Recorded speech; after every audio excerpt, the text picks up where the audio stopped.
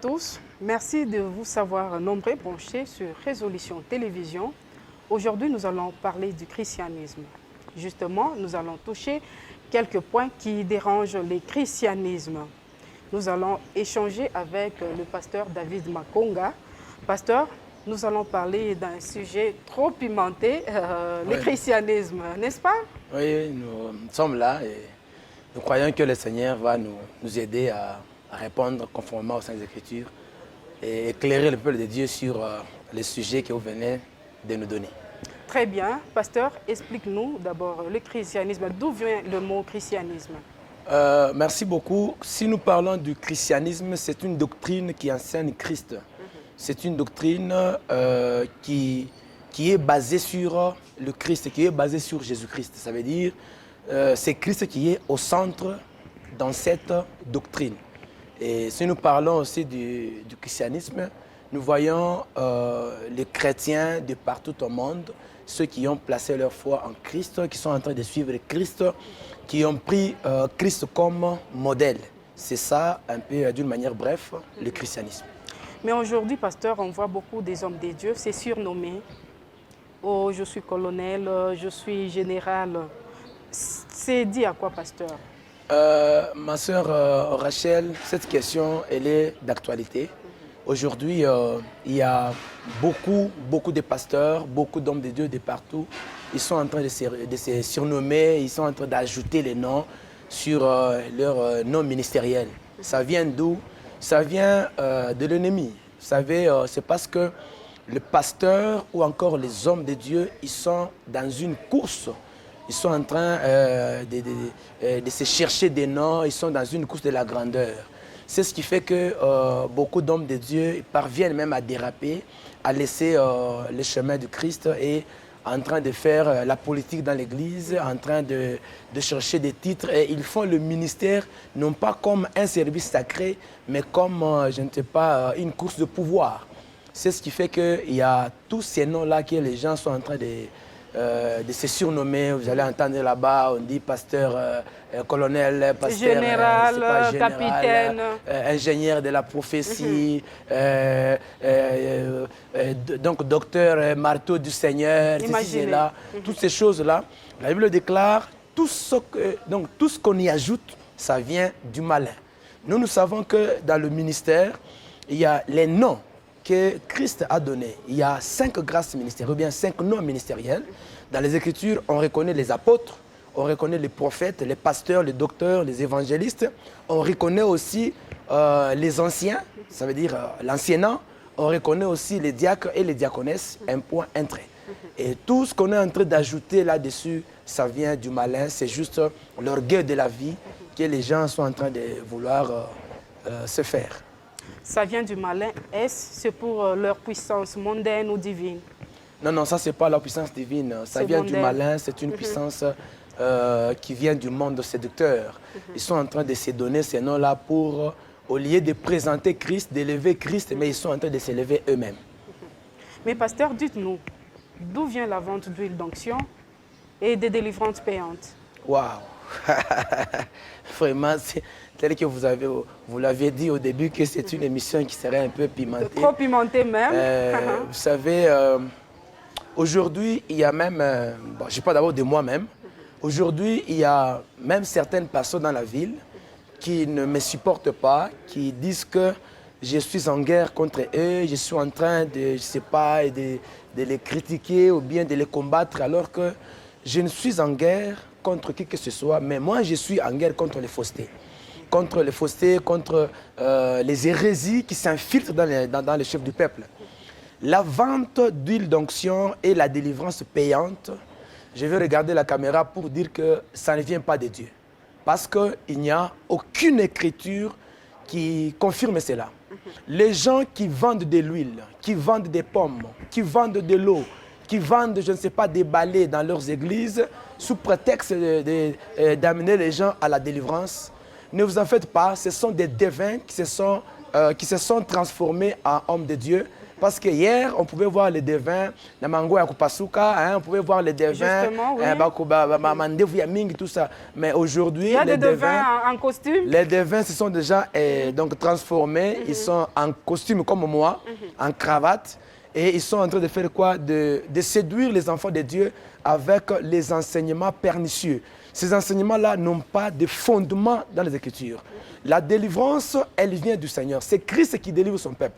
Je peux prier pour quelqu'un, je prie, j'exerce la force divine ou encore la puissance du Saint-Esprit en moi au nom de Jésus-Christ. Les Écritures disent que lorsque vous aurez un problème, c'est Christ qui dit, il dit, demandez tout ce que vous voulez à mon nom et il vous sera accordé. Ma sœur Rachel, le nom de Jésus-Christ seul suffit.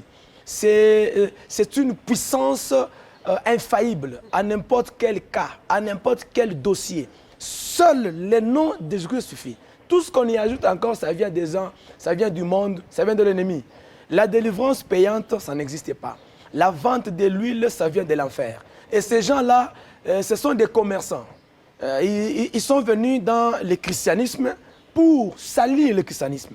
Ils sont venus dans l'évangile avec une mission de séduire ou encore de combattre la puissance qui incarne le nom de Jésus-Christ. Entre l'huile et le nom de Jésus-Christ. L'huile, c'est une créature. Jésus, c'est le créateur. Ma chère Rachel, vous êtes journaliste. Même Jésus-Christ avait utilisé la boue pour passer à la guérison. Mais quand Christ a utilisé ça, il n'a pas fait de cela une doctrine de l'Église. Il y a des prophètes qui avaient utilisé d'huile d'onction. Dans les Saintes Écritures, quand nous parlons de l'huile, il faut d'abord que nous savions c'est quoi l'huile.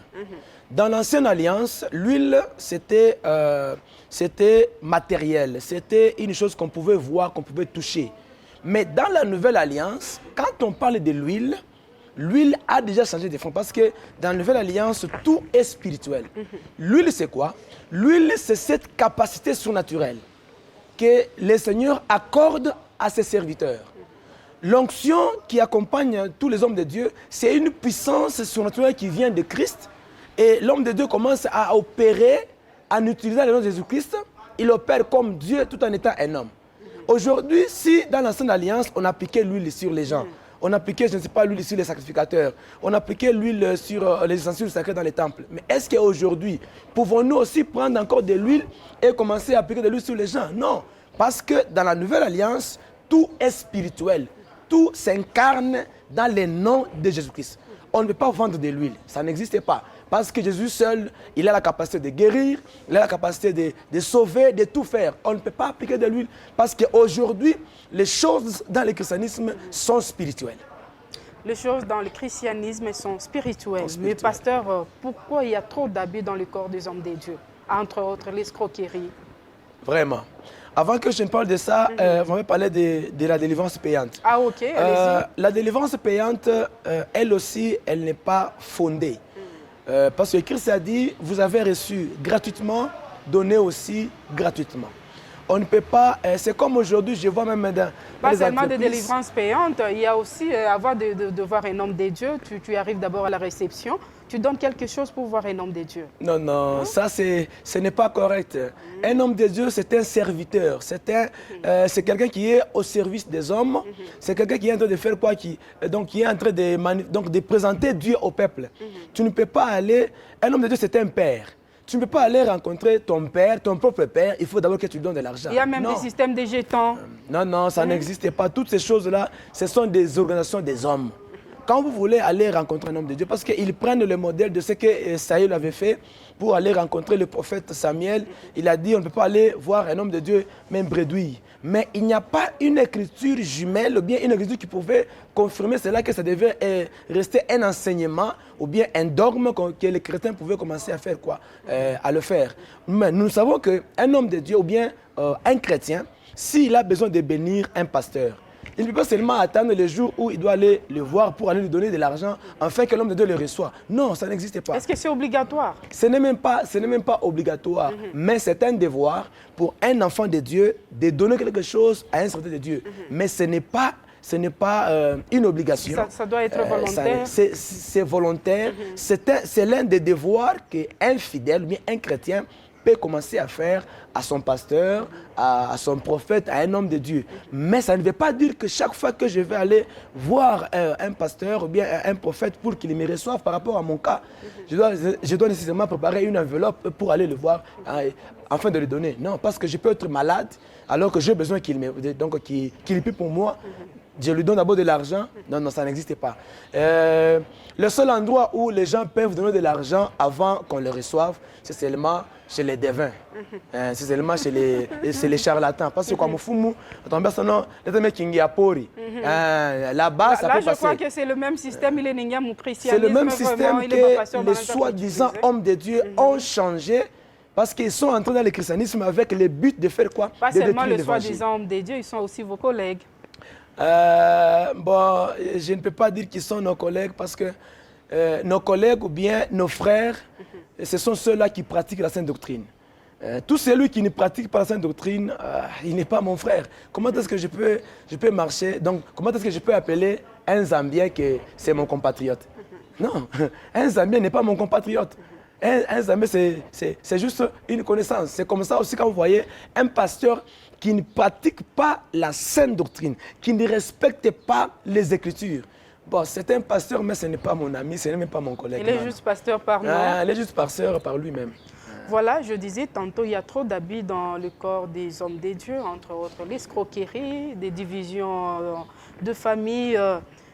Il y a le grossesse avec le fidèle. Votre réaction, pasteur? Madame Rachel, c'est avec larmes aux yeux que je vais répondre. Et aussi des rébellions des serviteurs envers leurs parents. Oui, oui. C'est avec larmes aux yeux que je vais répondre à cette question. Il y a trop d'abus, c'est vrai. Il y a quelques jours, j'étais dans un salon de coiffure, je me faisais coiffer là-bas. Soudain, il y a un homme qui est entré là-bas, il a commencé à dire des choses sur les pasteurs. Il dit, moi-même, je suis magistrat, il y a des choses que les pasteurs font. Je n'ai même pas envie d'aller à l'église. Effectivement. Vous voyez? Je lui ai répondu, j'ai dit, papa, vous avez raison de dire ça, mais là où il y a les vrais, il y a aussi les faux. Le Seigneur dit que laissez l'ivraie et le blé croître ensemble, mais au dernier jour, le Seigneur viendra, lui-même, il va séparer l'ivraie d'avec le blé.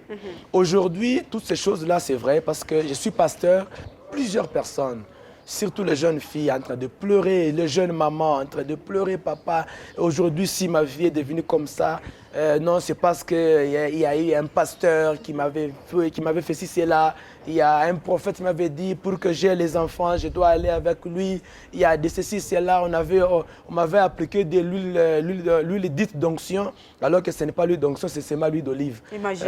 Donc, on m'avait appliqué de l'huile sur mon ventre, et puis ainsi de suite. Le pasteur a commencé à faire des histoires sur moi, et je suis tombé. Aujourd'hui, je suis dans ce pétrin de malheur à cause de ça. Est-ce que, pasteur, un homme de Dieu peut toucher aux parties intimes d'une femme d'autrui? Un homme de Dieu, il a au moins 3 chances, ou bien 3 facilités, ou encore 3, je peux dire comment, 3 opportunités de toucher au corps d'une femme. Et non seulement 3 opportunités, mais aussi 3 places.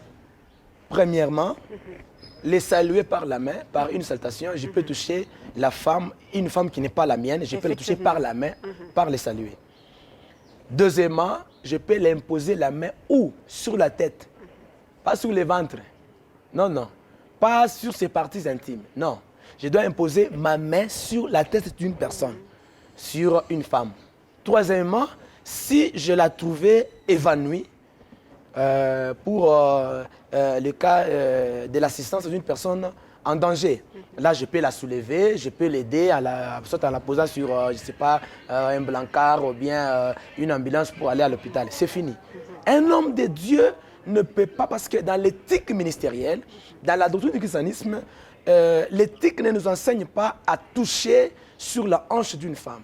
à toucher sur la poitrine d'une femme. Sous prétexte que non, je prie parce que je vois des bébés de nuit qui sont en train de téter sur ta poitrine. Alors, je dois prier pour toi. Ça n'existe pas. Je ne peux pas imposer la main sur le ventre d'une femme pour dire que non, c'est dans ce ventre-ci, il y a des choses. Et dans ma manière de causer avec les personnes qui sont venues me consulter, c'est comme ça que beaucoup de femmes et beaucoup d'hommes de Dieu sont tombés dans l'impudicité. Ça n'existe pas, ma sœur Rachel. On ne peut pas imposer la main sur les parties sensibles d'une femme. Non. C'est comme ça que nous enseignons à l'Église de respecter la saine doctrine. Si d'abord, on ne peut pas toucher, qu'en est-il maintenant de voir? Parce qu'aujourd'hui, il y a aussi des pasteurs gynécologues. Donc dans la consultation, ils appellent une femme et disent non, déshabille-toi, je vais d'abord voir ce qui se passe. Non, imaginez. Non. Là, ça peut se passer seulement à l'hôpital. Ça n'existe pas dans l'évangile. Tous ces pasteurs qui font ça, je lance d'ailleurs déjà un message à tout le monde et à tous ceux qui vont nous suivre. Tous ces pasteurs qui font des choses pareilles, ne vous en faites pas, ce sont des infiltrés dans le christianisme. Il y a aussi des infiltrés dans le christianisme. D'ailleurs, ils sont nombreux. S'il y a tous ces abus que vous venez de constater vous-même en tant que journaliste, vous allez constater qu'il y a trop d'abus, l'escroquerie. Imaginez un peu, pasteur Wanampatia Makuta, qu'il garde l'argent, je ne sais pas, d'un frère de l'église. Et les jours suivants, une semaine après, un mois, le frère vient, papa, je suis venu prendre mon argent pour aller me marier. Il n'y a rien, il n'y a rien. Imaginez. Et lorsque le frère commence à suivre son argent, oh non, ne touchez pas à mes joints, je vais te maudire. Non, ça c'est le vol. Vous voyez? Et ces abus-là, vous allez voir aujourd'hui, ton enfant est en Kunji à Kazi pour payer, et je ne sais pas, la pasteur de l'église. Après, 2 jours après, vous voyez le pasteur avec une nouvelle Jeep là, et quand les fidèles demandent où est parti l'argent de l'achat parcelle, oh non, écoutez, j'ai déjà payé ma voiture parce qu'il ne fallait pas que votre pasteur commence à marcher à pied. Non. Tout ça, c'est quoi? Ce sont les abus. Les pasteurs, ou encore les soi-disant pasteurs, parce qu'il y a les vrais pasteurs, même dans la ville, il y a des vrais pasteurs qui craignent le Seigneur, qui respectent la sainte doctrine. Mais il y a aussi des faux. Moi, je ne peux pas comprendre. Comment est-ce que vous pouvez faire 20 ans une église au locataire pendant 20 ans? Imaginez. Non. Donc, on ne peut pas comprendre ça. Parce que les pasteurs volent l'argent, il y a les habits, il y a les escroqueries. Et vous avez parlé aussi des divisions. Exactement. Vous allez voir aujourd'hui. Division de famille, avec des prophéties. Ma soeur, vous avez totalement raison. Il y a des pasteurs, plutôt il y a des familles qui sont divisées. Vous voyez, j'aime beaucoup votre émission Famille en paix. Vraiment. Mais aujourd'hui, il n'y a pas la paix. Pourquoi? Parce que les pasteurs, nous sommes les agents causaux de la paix. On doit vraiment imposer la paix dans les familles, la paix dans le pays, la paix dans notre province. Exactement. Mais malheureusement, nous-mêmes qui devrions être les agents causaux de la paix, mais c'est nous-mêmes encore qui causons les désordres et les divisions. Aujourd'hui, il y a des fausses prophéties. Frère, ma soeur, la prophétie, quand elle vient pour édifier et non pour causer le désordre. Toute prophétie qui est annoncée, après quoi les familles se divisent, les enfants sont devenus des chègues, les enfants de la rue, à cause de la prophétie. Ce genre de prophétie, ça vient de l'ennemi. Et les pasteurs qui font ça, ou bien les prophètes qui font ça, parce qu'aujourd'hui, il y a aussi les manichéistes, les prophètes qui s'informent d'abord avant même de donner la prophétie. Justement. Ils ont déjà leur jugement. Il fait des enquêtes, il a je dirais... ces espions, quoi. Exactement, chose comme ça, ses condisciples, je ne sais pas. Oui. Ils sont là, et ils les envoient d'abord à une église comme ça, ils commencent à se renseigner, après quoi, ils donnent les informations, le prophète vient là-bas, il donne des messages comme pas, oh les gens applaudissent, mais après quoi, il n'y a absolument rien. Toutes ces choses-là, ça vient de la cupidité. Les hommes de Dieu aujourd'hui sont devenus cupides. Ils aiment la gloire. Ils aiment l'argent, ils aiment la vie de vouloir apparaître. Tous les pasteurs veulent avoir le véhicule. Tous les pasteurs veulent avoir une vie, je ne sais pas, très luxueuse. Tous les pasteurs veulent être ainsi, c'est ça. En voulant se comparer aux autres, c'est comme ça qu'il y a trop de déviations dans le corps du Christ. C'est pour ça que je lance encore un message par rapport à cette question. Je dis à tous ces pasteurs-là, à tous ces prophètes-là, qui font déjà donc ce genre de choses, de se retraiter seulement, d'aller chercher les hommes de Dieu qui gardent encore l'évangile, qui gardent encore le Seigneur, en fait d'arranger et de reprendre la bonne voie du salut. Moi, je ne peux pas comprendre comment est-ce qu'un pasteur peut coucher avec sa fidèle. Comment est-ce qu'il peut engrosser sa fidèle? Un homme de Dieu qui engrosse 3 de filles dans l'église. Comment est-ce qu'il peut se retrouver à faire ce genre de choses? Comment est-ce qu'un pasteur peut se trouver en train de boire? Et puis après qu'on a engrossé plutôt et qu'on a imposé chez les mamies, un homme de Dieu. Ne vous en faites pas, ça vient de l'ennemi. Et tous ces pasteurs qui font ça, ils ont déjà leur jugement. Ils ont déjà leur jugement. Et je veux dire à toutes ces personnes qui fréquentent des gens pareils, vraiment, il faut les quitter. Quand est-ce qu'on peut quitter un homme de Dieu? C'est lorsque, ou encore, quand est-ce qu'on peut quitter une église? C'est lorsque un homme de Dieu que vous suivez commence à pratiquer une chose qui n'est pas conforme aux Écritures. Et si il n'est pas un bon exemple, hein? Là, il faut quitter. Là, vraiment, il faut vraiment quitter. Toutes ces choses-là, c'est parce que les pasteurs sont dans une course de titre, une course de nom, une course de gloire. Et ils ont déjà abandonné le Seigneur. Vous savez, je vais vous donner un exemple, ma sœur. Lorsque Jésus avait 12 ans, il partait avec sa mère, son père, et ainsi de suite. Après, Jésus-Christ était déjà resté en arrière et il est parti dans le temple. Les parents de Jésus-Christ, les frères de Jésus-Christ, ils pensaient qu'ils étaient avec Christ. Ils ont continué la marche. Après, à un moment donné, ils se sont rendus compte que Jésus n'est pas là. Où est parti? C'est comme ça qu'ils sont rentrés pour aller chercher Jésus-Christ. Oui. Parce qu'ils faisaient la marche avec Jésus, alors que Jésus-Christ était déjà resté. Ils ont déjà laissé Jésus en arrière et ils sont déjà partis d'eux-mêmes. C'est l'image de ces églises-là, ou bien de ces pasteurs-là qui se sont introduits dans le christianisme, et ils ont bien commencé. Je pose même la question à ces pasteurs qui vont aussi me suivre. Est-ce que ce que vous faites aujourd'hui, c'est ce que vous faisiez au début? Non. Est-ce que la manière dont vous prêchez aujourd'hui, l'évangile que vous prêchez aujourd'hui, les pratiques que vous faites aujourd'hui dans votre église, est-ce que c'est ce que vous faisiez lorsque Christ vous appelait? Justement. Vous avez changé, pourquoi? Parce Justement, c'est ce que Paul nous avait dit dans Galates, je crois. Oui. Vous avez commencé avec l'esprit. Oui, Galates chapitre 3, le verset 1er. Qui vous a fasciné.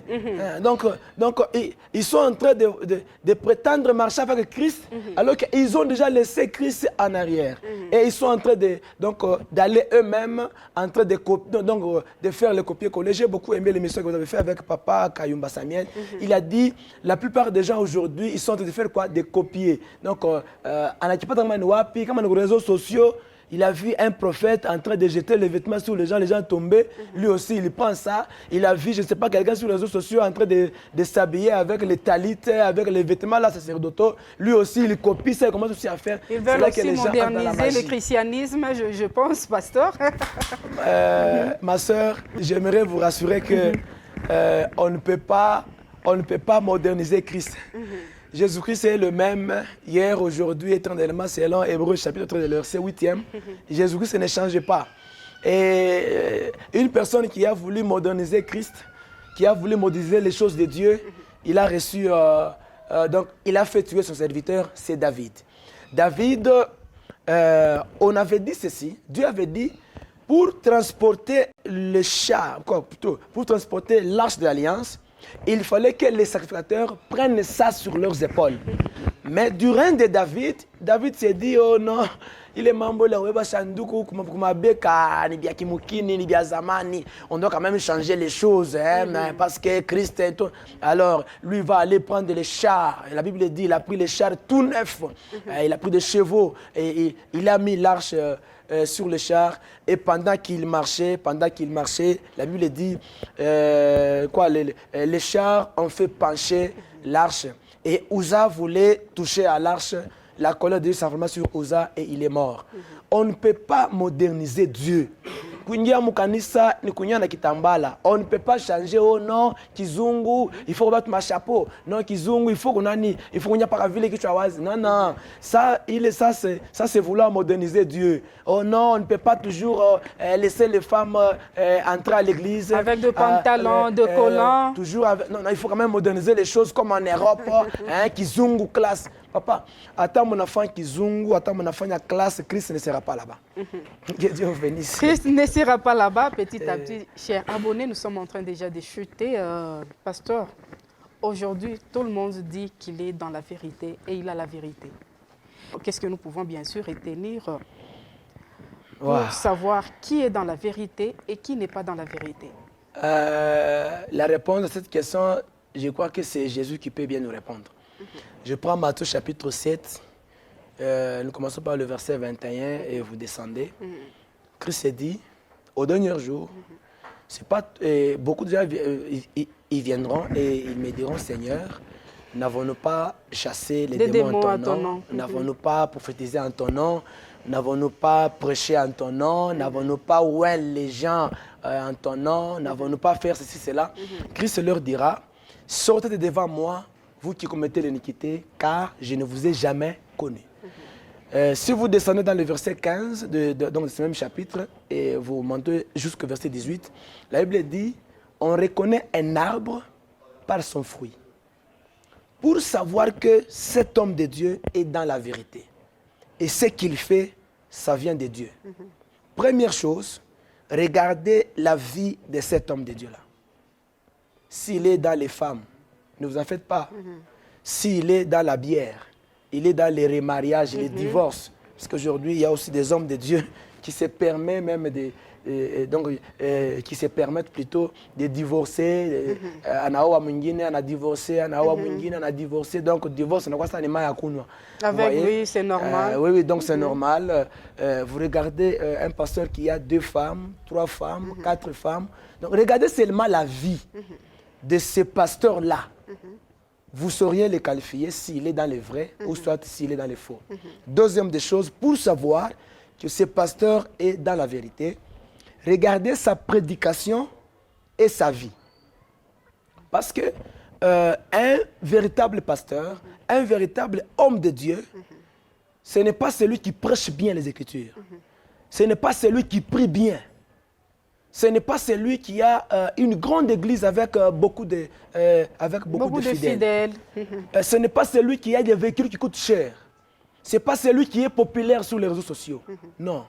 Un véritable homme de Dieu, c'est celui qui est capable de vivre ce qu'il prêche. Je ne sais pas si vous me comprenez très bien. La troisième des choses, pour savoir, celui qui est dans la vérité, regardez l'église qu'il est en train de diriger.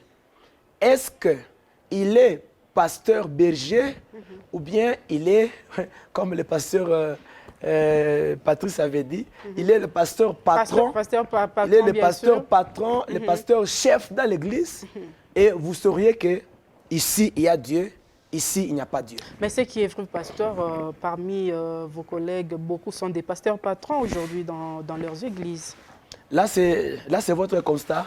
Mais moi, je sais qu'il y a des pasteurs humbles, des pasteurs bergers. Il y a des pasteurs comme Alingato Mukani, Sambele Banendo Mpanguza Bilato. Ça n'existe pas. Ce sont là les déviations. Parce que les pasteurs sont... Pasteur qu'on a garde du corps. En tout cas, les églises du 21e siècle, en tout cas, je crois que c'est compliqué. C'est compliqué. Je sais que le pasteur avec un garde du corps. Le pasteur peut avoir, je ne sais pas, des gardes à la maison. Ce n'est pas un péché. Le pasteur peut avoir les protocoles dans l'église, les protocoles qui assurent la sécurité de l'église, il n'y a pas de problème. Mais avoir des gardes jusqu'à la chair, je pense que c'est aussi une déviation. C'est aussi une déviation parce qu'à l'église, c'est Christ qui nous garde. On peut avoir des gardes dehors, ils sont entrés, il y a des gens de sécurité, ce n'est pas un problème. Mais pas jusqu'à la chair. Le pasteur est en train de prêcher à son côté, il y a des gardes du corps qui sont en train de les protéger. Ça n'existe pas, c'est aussi une déviation. Tel que venons aussi de le dire, le pasteur entre comme ça, on doit essuyer ses chaussures. Quand le pasteur entre comme ça, toute l'église, on passe quoi, avec trop de commentaires. Je crois que ça, c'est trop mondain même. C'est l'homme puissant, c'est l'homme de feu. Il fait maintenant son entrée, ces choses. Or, toute cette gloire-là doit être attribuée à qui? À Jésus-Christ. C'est aussi une déviation. Et si vous voyez un pasteur en train de faire ce genre de choses, Madame Rachel, n'allez pas par les 4 chemins. Sachez que ce pasteur-là, premièrement, il n'a jamais reçu l'appel de Dieu. Deuxièmement, il n'a jamais reçu le Saint-Esprit. Parce que la Bible dit, lorsque le Saint-Esprit viendra, il nous convaincra de tout ce qui est péché. Alors, tu ne peux pas prétendre dire que tu as le Saint-Esprit, mais tu vis dans le péché. Tu pratiques les choses que le Saint-Esprit ne nous a pas enseignées. Parce que le Maître a dit ceci, lorsque l'Esprit viendra, il va vous rappeler tout ce que je vous ai prescrit.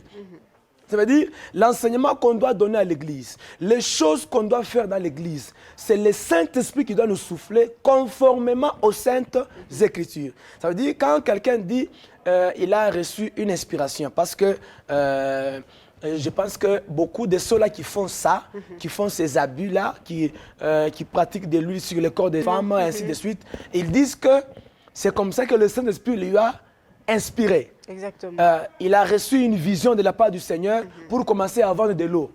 Il a reçu une vision de la part du Seigneur pour commencer à vendre de l'huile d'onction. L'huile d'onction, il y a 100 $. L'huile d'onction, il y a 50. On n'a pas réseaux sociaux, pas Facebook. Quand on a fulani, tu m'as flacon, tu m'as huile d'onction. On a déjà écrit là-bas, huile d'onction. Tout ça, c'est quoi? Ce sont des gens qui n'ont pas reçu le Saint-Esprit. Parce que ma sœur Rachel, toute vision, toute prophétie, toute inspiration, si ça ne se conforme pas aux Saintes Écritures, n'allez pas par les 4 chemins, mettez seulement croix sur ces Et surtout, ça nous demande aussi d'avoir un esprit de discernement. C'est la raison pour laquelle il faut avoir cet esprit, mais aussi il faut avoir la connaissance parfaite des Écritures. Si toutes ces choses-là, c'est parce que la plupart aussi des hommes de Dieu n'ont pas la connaissance profonde des Écritures. On a non, mais pas qu'un miracle, mais pas qu'une prophétie, mais pas qu'un maombi, il y a ma parole. Non, non. Quand quelqu'un reçoit l'appel, ça s'appelle l'appel au ministère de la parole. Ça ne s'appelle pas l'appel au ministère de prophétie ou bien de délivrance. Non, non. C'est d'abord la connaissance. Un autre thermomètre que je vais donner au peuple de Dieu, ou encore un autre signe pour savoir que celui-ci c'est un homme de Dieu, regardez, est-ce qu'il a la connaissance parfaite des Écritures ou bien c'est un confusionniste? Parce que si quelqu'un n'a pas la connaissance, c'est là qu'il y a trop de bavures, trop de choses et trop de dérapages. Merci, ma Voilà, je considère déjà comme votre conclusion, faute des temps nous impartis par la technique. Bye et à la prochaine.